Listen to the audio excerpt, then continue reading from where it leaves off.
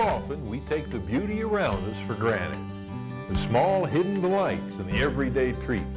But each day offers us wonders large and small. We're continually surprised by what we encounter.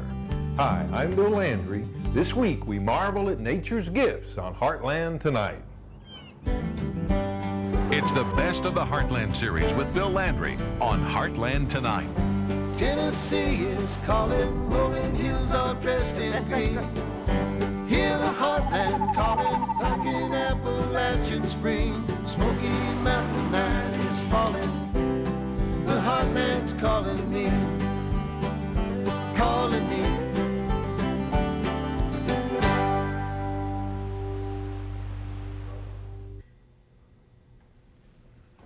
To receive nature's gifts, all we have to do is open ourselves up to the possibilities.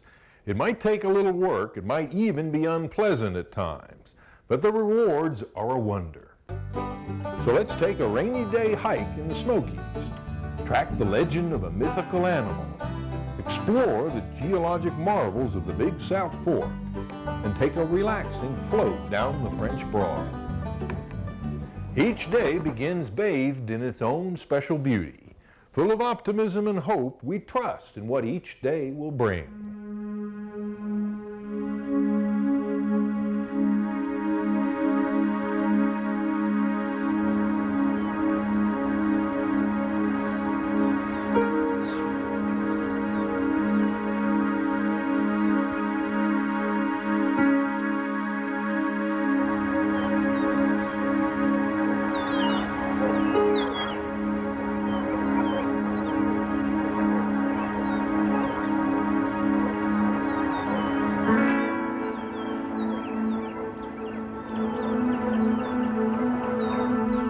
A new day, alive with possibilities. The sun, at first tentative, boldly burns through in declaration of the day, the time of harvest.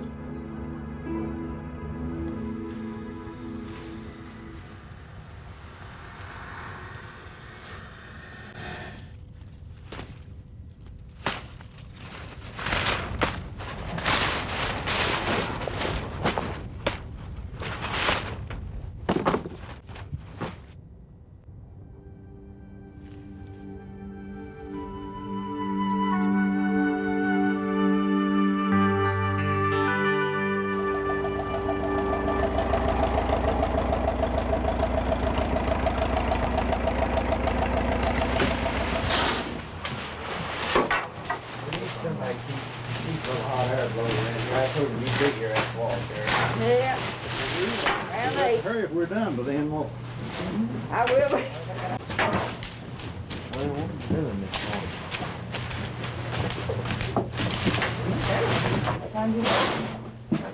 Michael drove back.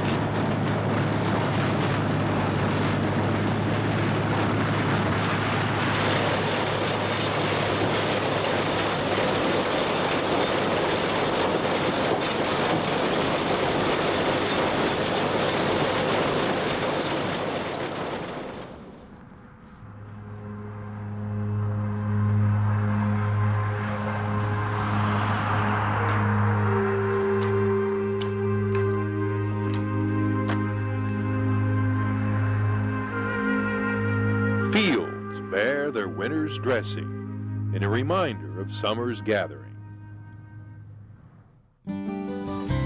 Heartland Tonight heads into the rainforest when we return.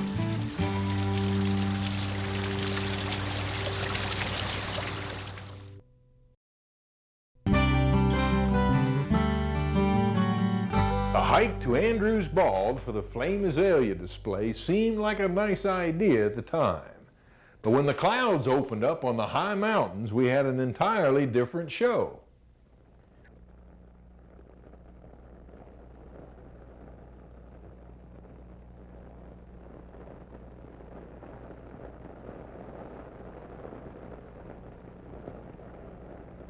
The bluish mist rises, a symbol of the Great Smoky Mountains. Under this wet canopy, moderate temperatures and frequent rains create a haven for nearly 2,400 species of plants. Now, continual rains spawn a luscious starter even in this temperate rainforest.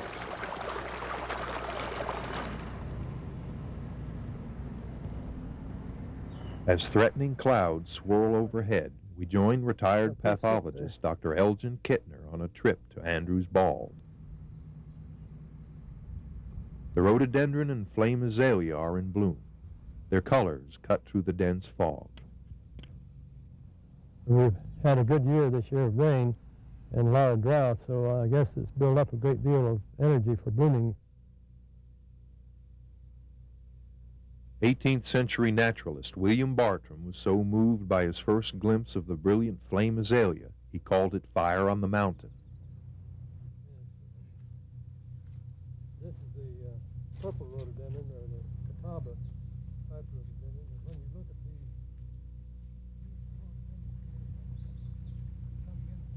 the It's busy here in the rainforest. To the ruby-throated hummingbird, the azaleas are irresistible.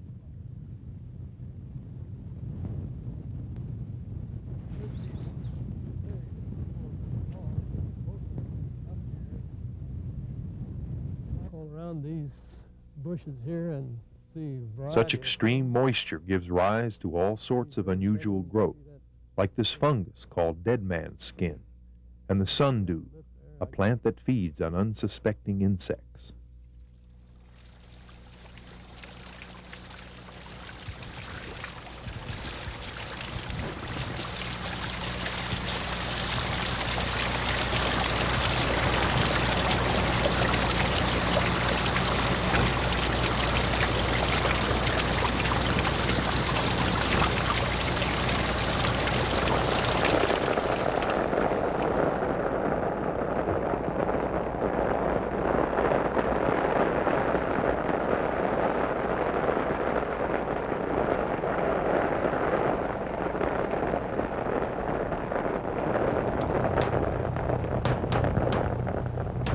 Female junco acts distressed by our presence, but her nest is tucked dry and safe into the hillside.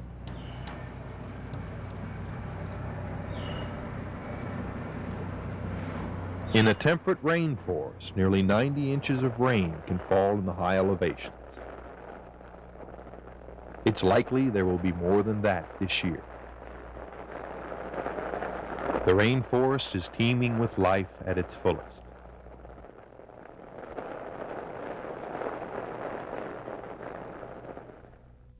Our first instinct was to head back home when the rains hit, but we've always tried to trust the weather, and the weather has seldom let us down. Even though we got chilled to the bone, we'll never forget that day in the rain. For in the Smokies, even the rain makes for a wonderment. Light rain, baby falling down. Light rain, baby falling down. Soon as it hit my window pane, sure enough hit the ground. I'm gonna Houston, yeah, see my pony run. Heartland Tonight will be right back. I'm going to Houston.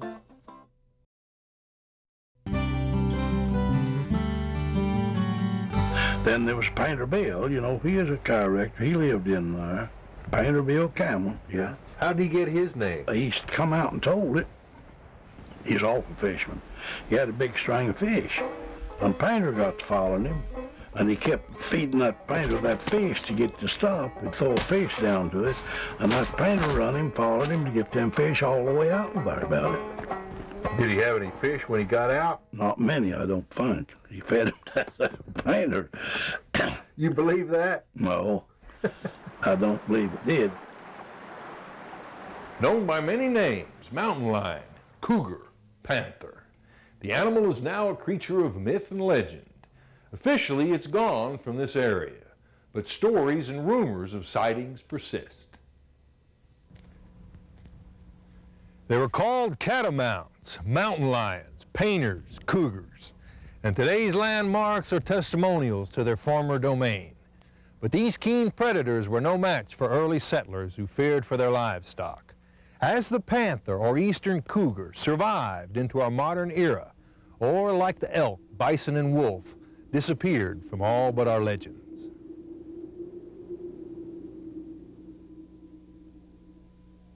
We have acted as a clearinghouse for cougar sightings for the last 7 or 8 years. And we collect probably in the neighborhood of 6 to 10 sightings a year. Cougars are not secretive to the point where they don't leave any trace or any track at all. And so with the large number of people that, for example, visit this national park, and the large number of people that carry cameras, it's just strange to me that we would never have concrete evidence in the form of a photo or hair or a pug mark, a footprint, or anything else that animal would leave.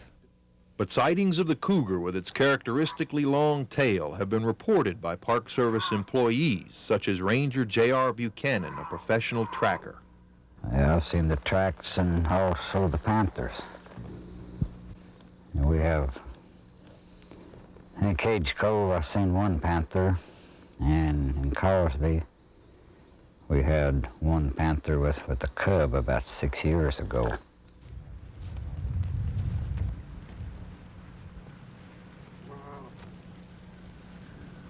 A solitary animal, the panther roams at night, a graceful shadow moving swiftly, easily covering 25 miles in a single evening. While the Smokies offer sanctuary, from throughout the East Tennessee countryside come tales of their presence.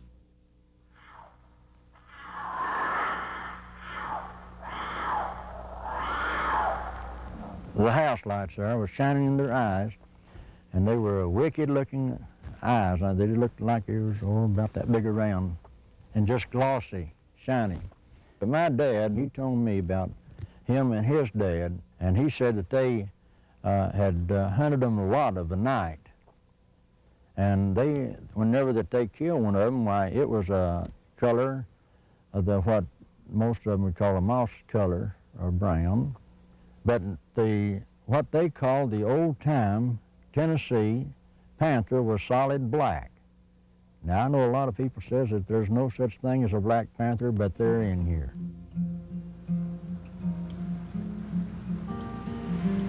My friends have seen them, the neighbors have seen them, but they won't say anything about it because they're afraid the people will laugh at them or make fun of them. But they're here. Despite the lack of evidence, most of us want to believe they're out there still, playing a game with us, clinging to seclusion as a means to survive. No one has been able to prove if any of these lonely hunters still exist here, whether they live in the remote reaches of our land or in our imaginations.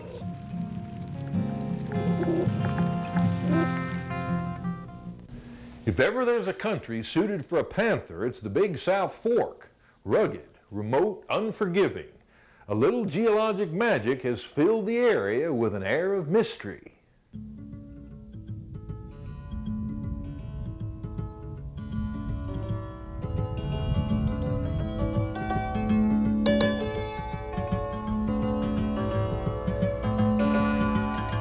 It is a natural wonder.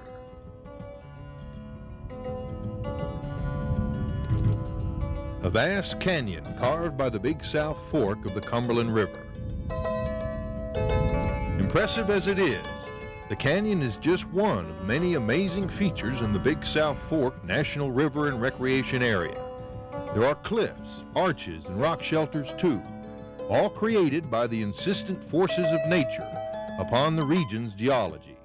The plateau was formed in an ancient sea. It laid down these more or less horizontal and parallel bands of sand and silt, and sandstone being the more resistant. It forms the cap of the plateau. Over the last 250 million years, we've had a lot of erosion working on these sandstone layers, which gives us the topography that we see today. The plateau is a broad, flat-topped ridge. Steep cliffs remain where hard sandstone cap rocks resisted the wind and water.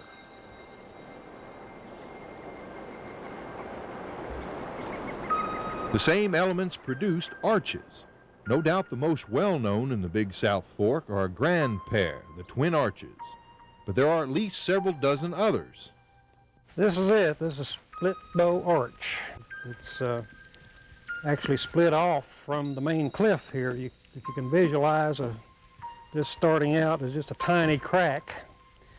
As water and ice worked away at the rock, it widened the gap here between this area along the arch.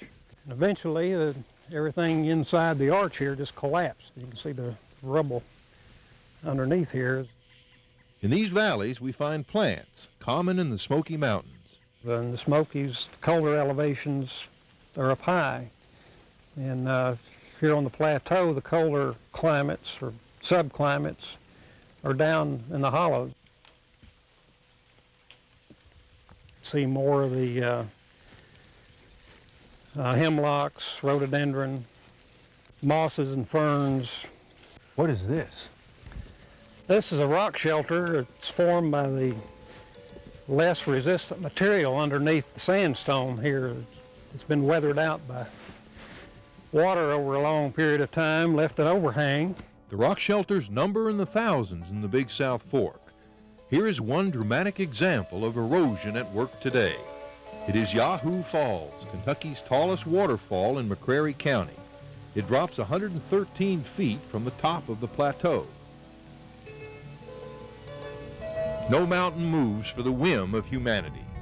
Only with the development of the national area have good roads been laid through the region. What difficulties the land presented through the centuries are now grand views and attractions of the Big South Fork.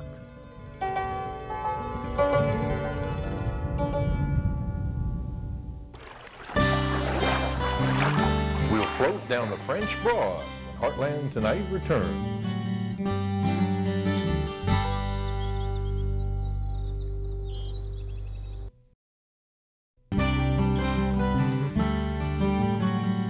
Float by canoe down the French Broad traces a route once trafficked by steamboats. The water level dictated the travel in those days. Today, a controlled flow, courtesy of Douglas Dam, makes for a more predictable but no less scenic trip. Once the river flowed heavy with people and trade. Now our sense of the river is largely what we see from its banks. With the promise of a brilliant fall day before us, we put in just below Douglas Dam. From there, we take a path less traveled, the French Broad by canoe. Pretty day. Oh, beautiful. It is beautiful.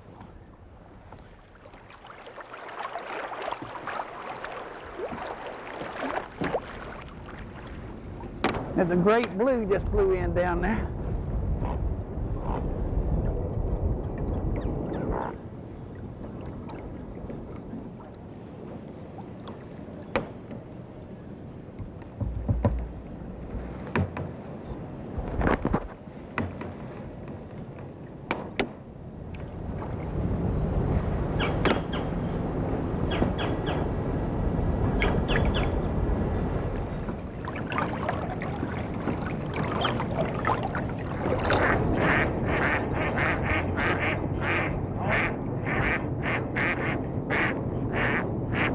laugh startles birds from their rest.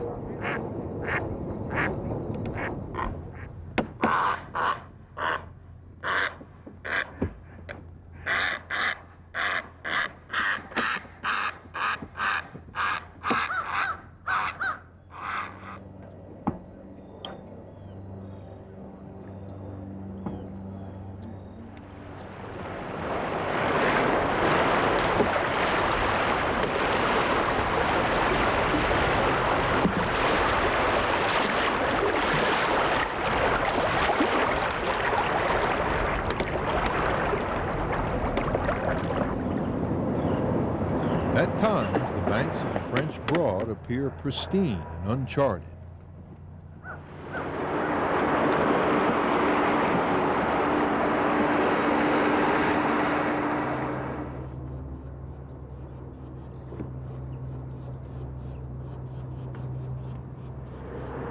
Reminders that the river flows through one of the state's fastest developing counties are resoundingly clear.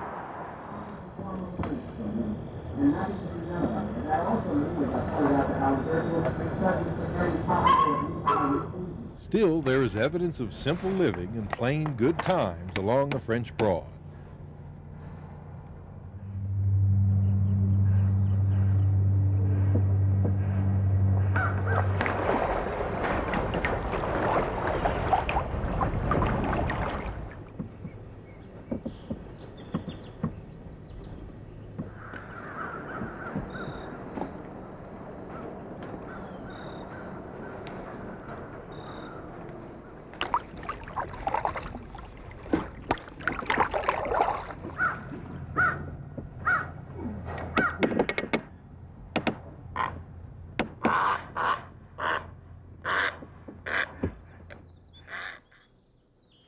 Like time, the river flows constantly, always changes. On this fall day, the French Broad shows us what it is at this moment, and we become a small part of a very great river.